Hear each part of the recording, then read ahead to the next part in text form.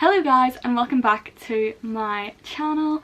So today's video, as you can tell by the title, I'm going to be talking about my favourite books of 2021.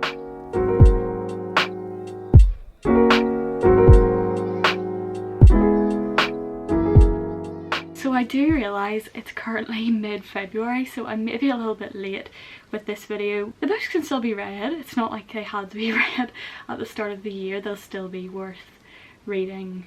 It doesn't matter whether it's 2022, 2020, 30, like that didn't make any sense, but 2020, like 7, 20, 30, you know what I mean. Like the books are pretty much like timeless, they can be read whenever, so I suppose it doesn't really matter that maybe this video is a little bit late. I have 10 books that I'm going to talk about in this video. They're my top 10 for 2021. Then I also have some honourable mentions that I want to talk about as well, just because I found it really difficult when I was trying to cut it down to just 10, and the more that I thought about the books that I read last year, the more that I wanted to include. So yeah, that's what today's video is. If you are interested, keep on watching and I will get on with my top 10 favourite books of 2021. So these books are in no particular order. It's not like 1 to 10 or anything like that. It's literally just my top 10 that I really loved last year, 10 books I really enjoyed. And also I've got notes on my iPad that I've written down for this video because I wanted to be prepared for it and actually have something of some value to say about the book, so I wrote out a few notes before filming this so as I wasn't just rambling. My first favourite book of 2021 is one that you can probably guess if you follow me on literally any social media platform, particularly TikTok, but my first favourite book of 2021 was The 7 Husbands of Evelyn Hugo. So I read The 7 Husbands of Evelyn Hugo right at the beginning of 2021 and it really stuck with me the whole way throughout the year. Like if someone would ask like what's a recent book that you really loved, it would be the one that immediately came to mind,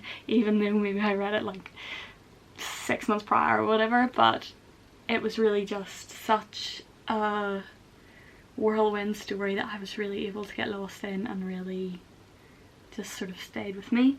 It was the first book by Taylor Jenkins Reid that I had ever read. I've actually only read this one and Daisy Jones and the Six, but I didn't have any expectations coming into it. I didn't know what Taylor Jenkins Reid's writing style was like. I had no sort of prior expectations of this book, so I was really like pleasantly surprised when I actually found I really enjoyed it and really took away from some of the very quotable aspects of it.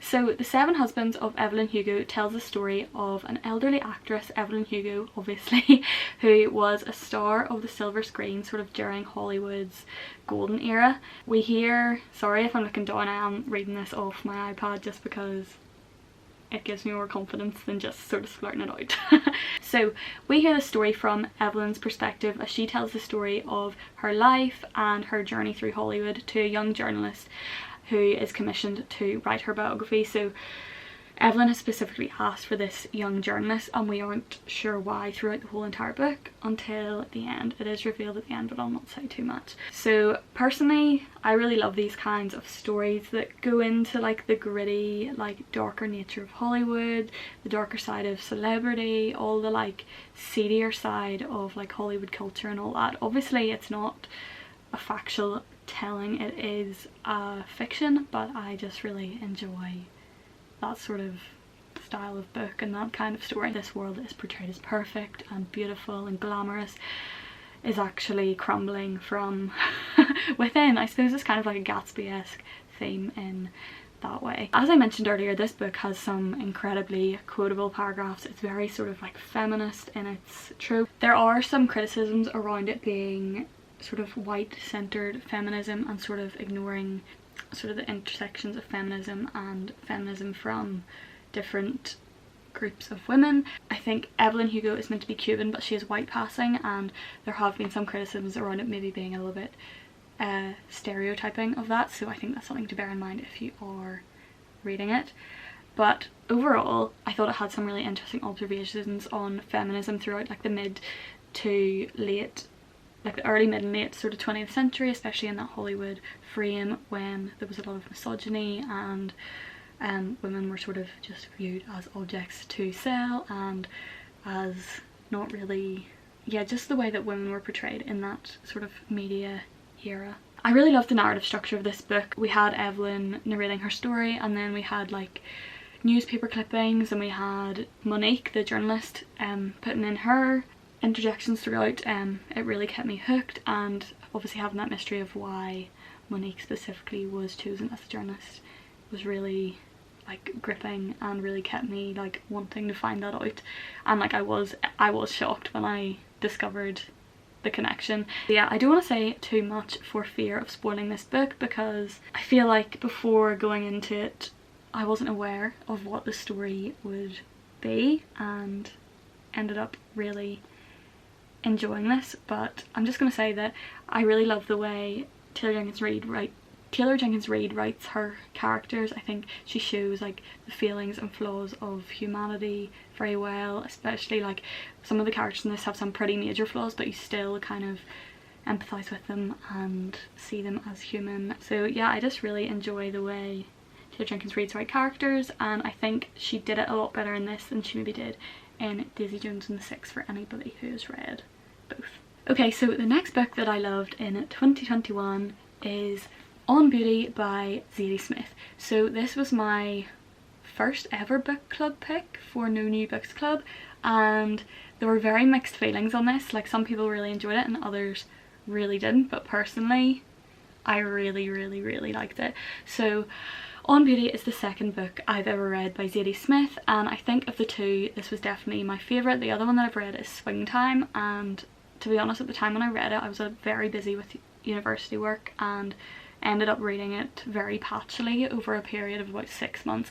So I think I'm going to go back and try and reread that more steadily, like kind of like actually get into the story and read it properly, rather than the way I kind of dipped in and out of it, because I think that kind of destroyed my enjoyment of it. But anyway, we're not talking about that right now, we're talking about On Beauty. So On Beauty is based around two families, the Kipps and the Bilseys, who live in New England. One is more of a liberal American family and one is a conservative British family. Yeah, it's like the contrast between these two families, and we see the rifts between the traditional and the modern, the conservative and liberal, the young and old. And I think the way that Zadie Smith puts it across in this book is so true to real life. It's all very like insidious, it's all very underhanded, it's not obvious, but like it is obvious. You can feel it there, but you can't like specifically put your finger on it, but you know it's there. I found the characters and the interactions in this book so interesting, and I got incredibly frustrated at them at times, and at seeing them do some like really stupid things, particularly the old characters, because you just want to shake them and basically say grow up and be an adult and stop acting in this way. But yeah, you just see them constantly make these crazy mistakes throughout and you're like, why are you doing this? It's so frustrating. But you also, as with Taylor Jenkins Reid, I think see their flaws in you and their humanities, and you want to believe in them and hope that they will get better. So she makes some really interesting observations on class, race, gender, education that I found really striking throughout. This is one of those books where I really connected with the characters and I found myself wanting to tell people about them, like as if they were real, like, oh my word, you want to hear about this thing that happened to these people I know, and then I was like, it was in my book. Like, does anybody else ever do that? Like, you're literally reading a book and the people connect with you so much that you feel like they're real, and then you go to tell someone about this thing that you heard happened and then you remembered it happened in your book and you're like, that was in my book. That's how I know when I'm really enjoying a book, when I want to do that. We see the characters in this do some honestly like horrendous, reprehensible things. We still want the best for them, and we still kind of root for them throughout, as we see them as sort of complex, confused and flawed individuals rather than sort of just two-dimensional characters. So this was definitely a 10 out of 10 for me, and I can't wait to make my way through the rest of the Zadie Smith books that are on my shelf throughout 2022. So the third book that I read and loved in 2021 was Fiona Scarlett's Boys Don't Cry. I'm gonna go out there and say that this was maybe my favourite book of 2021. If I did have to rank them, I think this would come out on top. This book was so moving and so just beautiful. I honestly loved it so much. I feel like I do have a soft spot for Irish fiction, obviously because I'm from here, so a lot of it does relate to the world that I see immediately around me, so I can almost, obviously if you're relating to a book you can maybe imagine it a lot more and understand it a lot more, so I think this is why I find this so touching, because I know the exact world that she is talking about, and I know the exact world, and I know the exact attitudes and stuff that she is talking about and discussing in this book. I very, very rarely cry at books. I'm gonna say I've maybe cried at 4 or 5 in my entire life, and this is one of them. Boys Don't Cry is narrated chapter about by brothers Finn and Joe O'Reilly, who are 12 and 17 respectively. Scarlett plunges us right into the world of working class, gang riddled Dublin. Boys Don't Cry is like a tender, multi-layered story that covers themes of family, it covers themes of masculinity, illness, loss, grief, violence, crime, class, all rolled into one, Irishness as well. And I think in doing her dual narrative with the two brothers, Scarlett really like contrasts the innocence of Finn with Joe's loss of innocence and his desperation to be the man and also fight against what being a man means in the society and the world that he has grown up in. So through the perspectives of the two young brothers whose paths ultimately lead in different directions, I'm not going to say too much because I don't want to spoil it, but we see the effects of grief and loss on the family and how hardship can simultaneously bring a family together or tear them apart.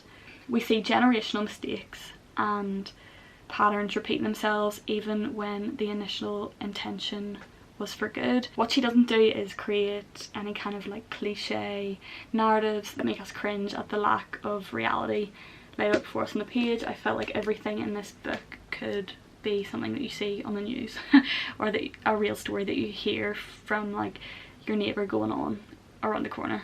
I felt like this book was firmly rooted in reality, and it was a very gripping and honest debut novel from Scarlett, and I really can't wait to read more from her in the future. So book number 4 of my top 10 books of 2021 was 1,000 Splendid Suns by Khaled Hosseini. By complete coincidence I ended up reading this during the summer of this year when all of the trouble in Afghanistan was kind of kicking off again. I started reading this like literally a few days before all the news broke, and I was like, what the hell, like this is the weirdest coincidence. But I think it made the experience of reading this even more gripping and shocking and heartbreaking and just real. Like it was like, this is real. 1,000 Splendid Suns is set in Afghanistan between the 1960s and the 1990s, sort of early 2000s, taking in the Soviet occupation of the country through to Taliban control. So this is all kind of going on in the background, but the story focuses on mainly like a domestic setting and the main dual narrative of two women, Mariam and Layla. In 1,000 Splendid Suns we see the oppression and prejudice faced by these two women both inside and outside of their homes, how the attitudes of the two women towards each other aren't exactly warm, but they are understanding of each other.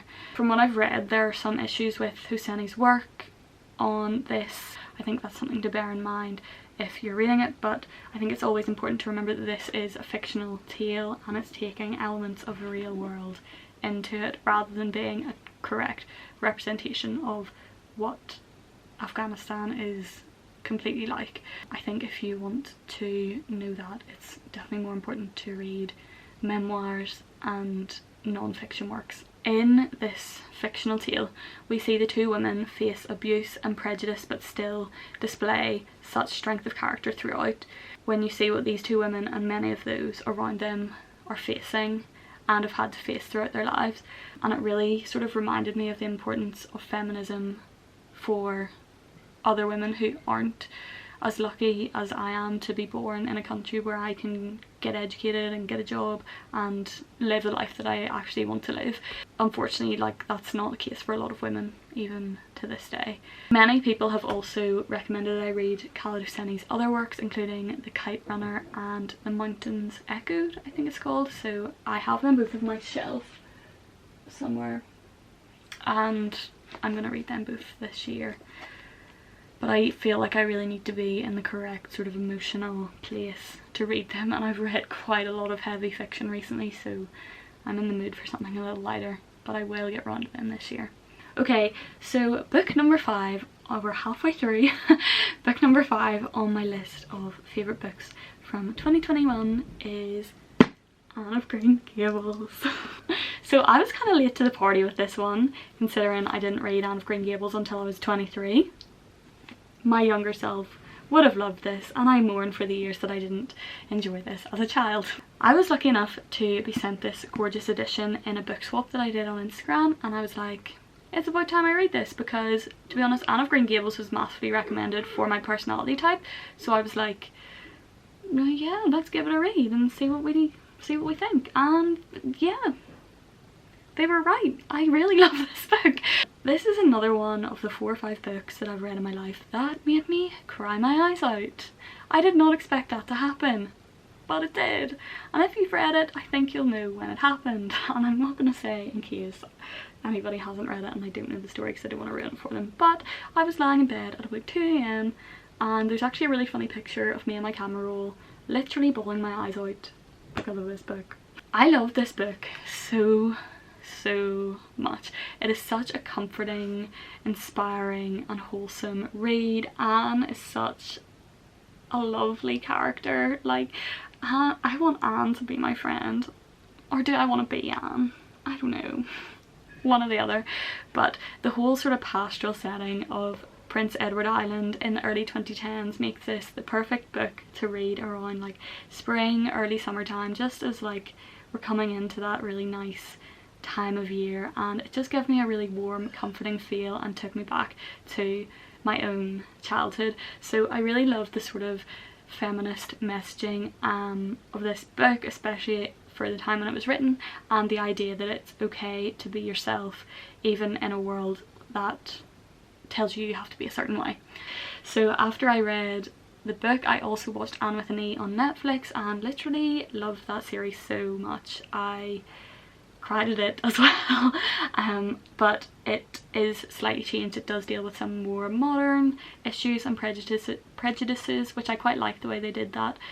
This is just one of these books that gives me a warm fuzzy feeling. The whole story is just lovely, and I have Anne of Avonlea on my shelf to read as well, but I feel like because she's a little bit older, I don't know whether I'll love it as much, but I might. But this has a place in my heart forever. I think if I have daughters in the future, this is going to be read to them. Daughters or sons, to be honest. If I have daughters or sons, this is going to be read to them religiously. This is going to be their bedtime reading. So my next top book of 2021 was The Choice by Edith Eger. The Choice is Edith's memoir of her life before, during and after the Holocaust. Most of the book does take place after, which I found really interesting. I feel like that's quite an unusual narrative that we hear of the Holocaust. At 16, Edith was a talented ballet dancer, but her life completely changed when she was separated from her parents by the Nazis and sent to Auschwitz concentration camp.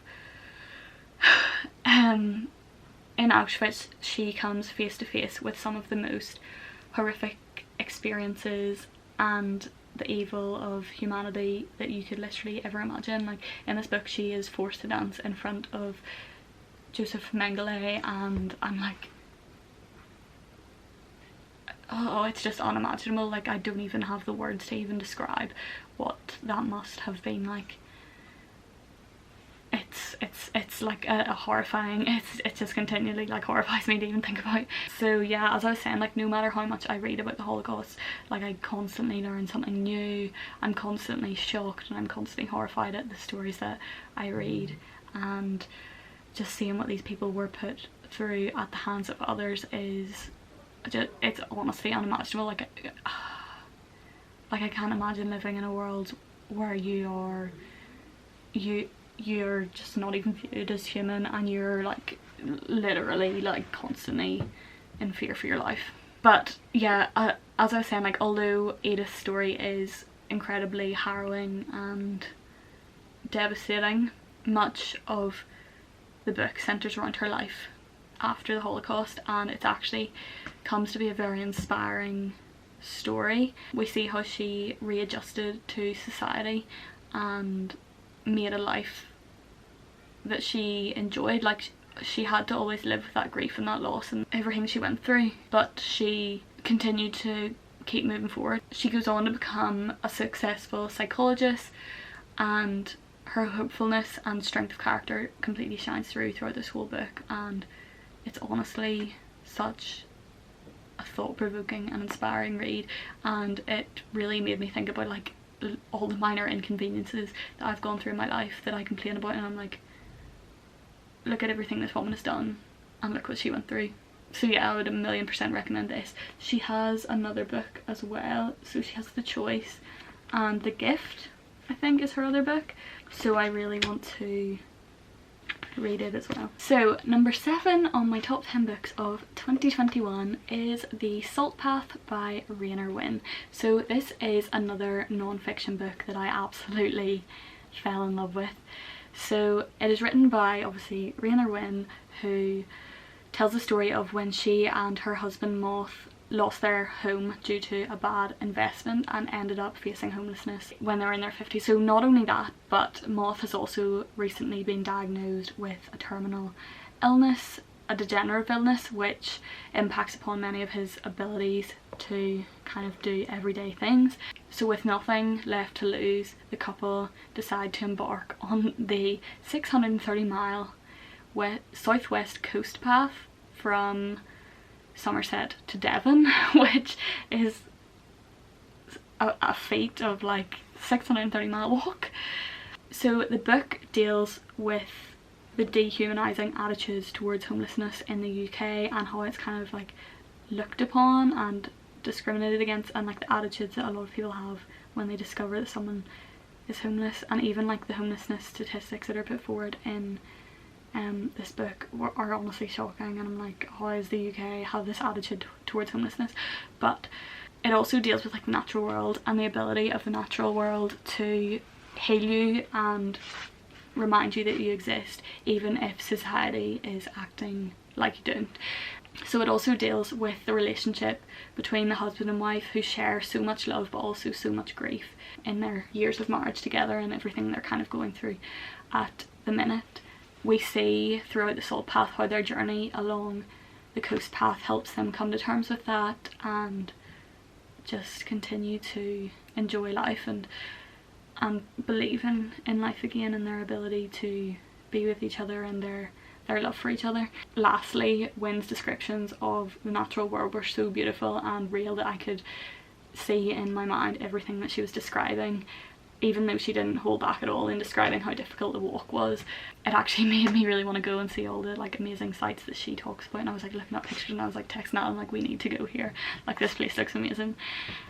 As with any kind of book like this, the focus is mainly on a journey both internally and externally, but there are some moments of light relief when the couple have some unexpected encounters along the coast path, both with nature and humans, that we see there is good in all places that can be found when you least expect it.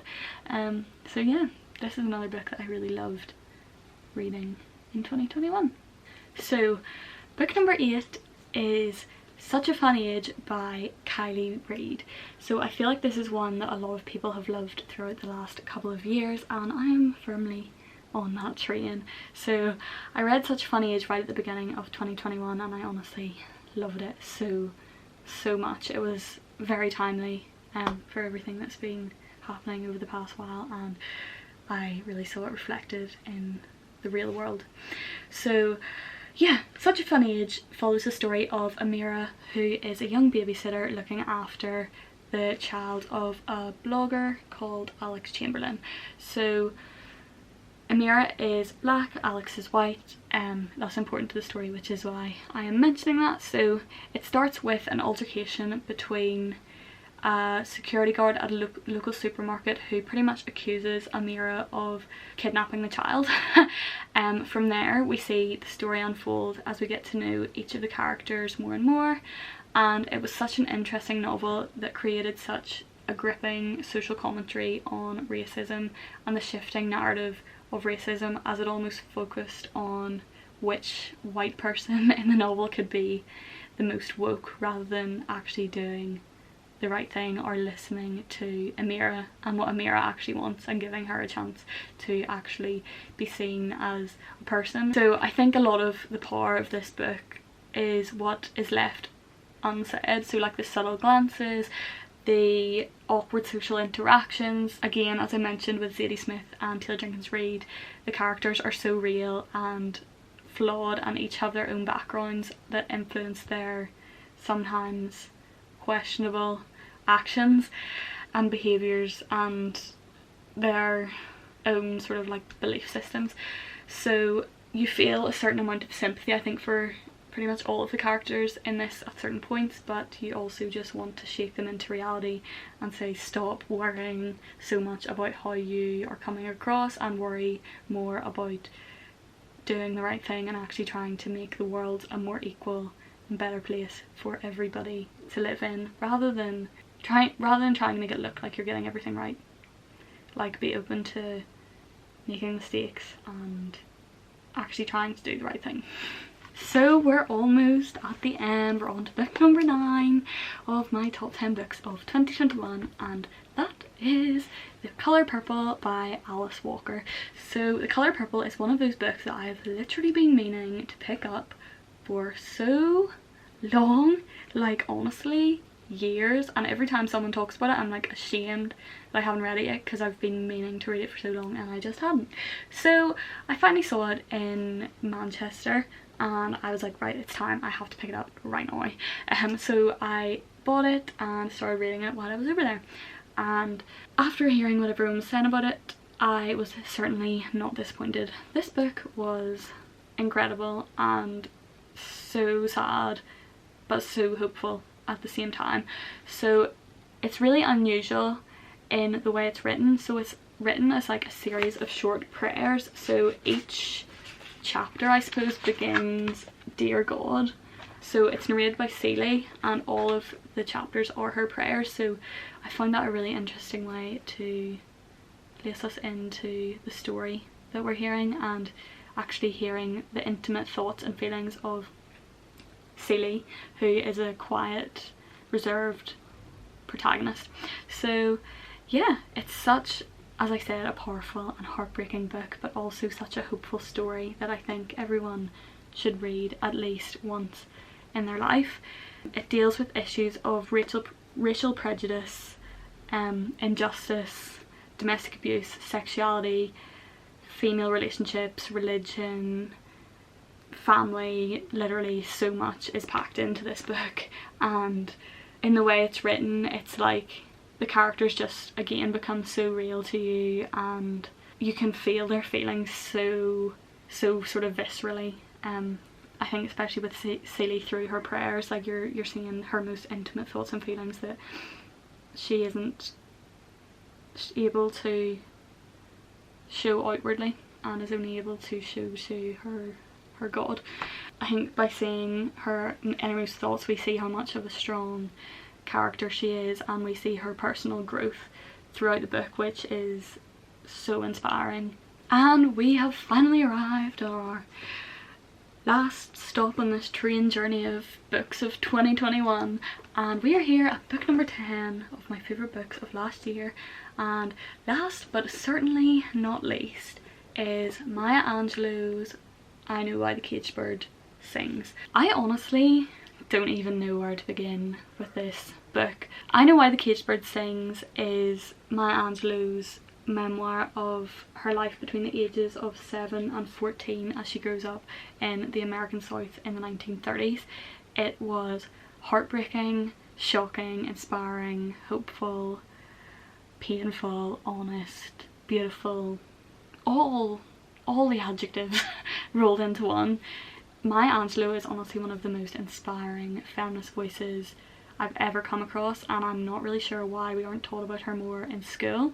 I feel like she should be on every curriculum ever. She is such a powerful writer in almost the way she writes so simply. She puts forward everything that she says in such simple terms that it just makes everything she says so powerful. Like, I literally took so much away from this book. So I don't want to go into too much about what happens in this book for anyone who hasn't read it yet, but throughout we see Angelou face constant prejudices and injustices and abuses at such a young age, and she faces so many horrible, horrendous things that are just completely unimaginable for anybody, never mind a child, and things that a child should never even have to think about or know about or even consider as part of their life.